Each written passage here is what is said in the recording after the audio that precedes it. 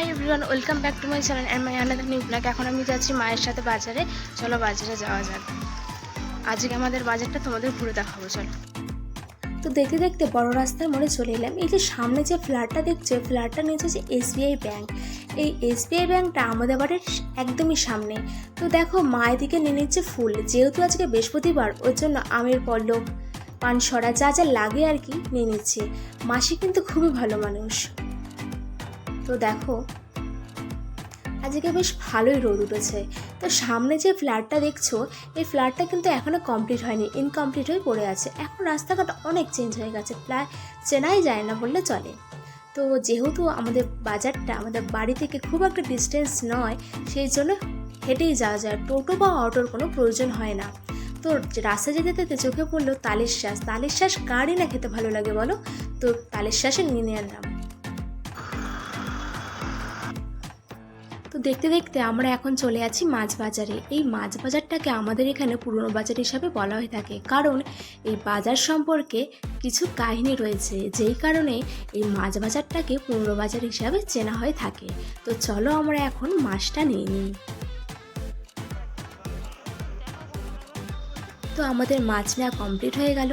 এখন আমরা চলে যাবো সবজি বাজারে। তো রোডের এপারটা হচ্ছে মাছ বাজার আর ওপারটা হচ্ছে সবজি বাজার। চলো সবজি বাজারে যাওয়া যাক।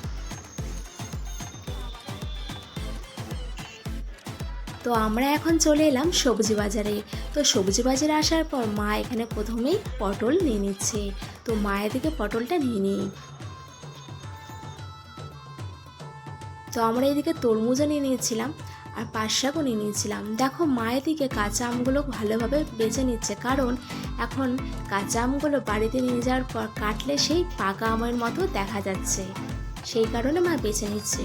তো এদিকে আমরাও কিছু পাকা আমও নিয়ে নিচ্ছি।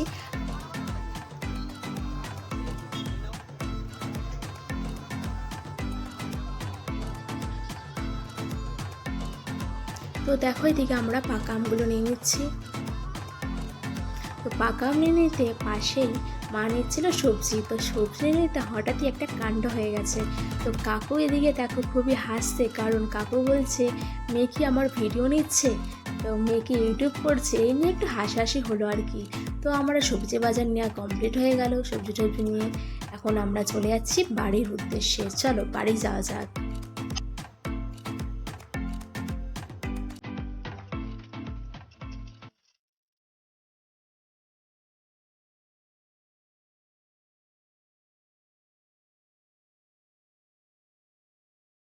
তো ছাতাটা প্রথমে এখানে রেখে নিলাম। বাজার থেকে আসার পর মাকে এক গ্লাস গ্লুকন-ডি জল দেওয়ার পর আমিও এক গ্লাস গ্লুকন-ডি জল নিয়ে নিয়েছি। বাইরে প্রচণ্ড পরিমাণে রোদ ও গরম, যার জন্য গ্লুকন-ডি জল খাওয়াটা খুবই প্রয়োজন।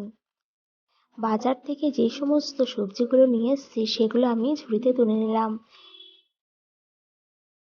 যেহেতু আজকে বৃহস্পতিবার ছিল, ওর জন্য কাজের অনেক চাপ ছিল, তাই আমি মায়ের হাতে হাতে একটু হেল্প করে দিই। আর মায়ের হাতে হেল্প কাজে, যে কোনো কাজ আমার হেল্প করতে খুবই ভালো লাগে। তো চলো আমি এদিকে সবজিগুলো তুলে নিই।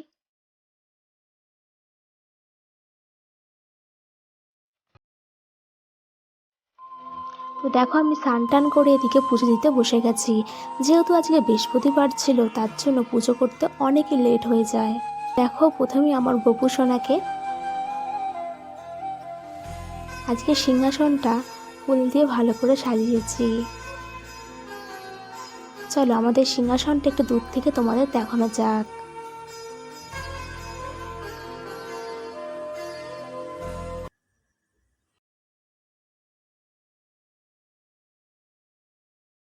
পুজো কমপ্লিট করার পর একেবারে চলে এসেছি লাঞ্চ করতে। আজকে মা দুপুরে রান্না করেছে কলমি শাক ভাজা, ভেন্ডি আলুর তরকারি, চুনো মাছের চচ্চড়ি, আর একটা হচ্ছে রুই মাছের কালিয়া, আর এদিকে রয়েছে শুক্তো।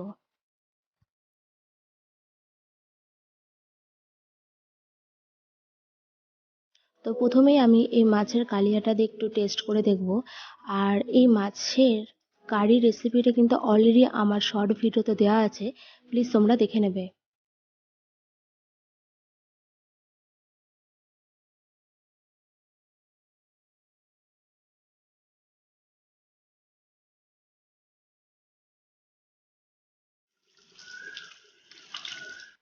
খাওয়া দাওয়ার পর আমি এখানে একটু আইসক্রিম খেয়ে নিচ্ছি। আর আজকের মতো ব্লগটা আমি এখানে এন্ড করবো। যদি ব্লগটা ভালো লাগে থাকে প্লিজ লাইক শেয়ার কমেন্ট করতে ভুলবো না। দেখা হচ্ছে নেক্সট ব্লগে, বাই।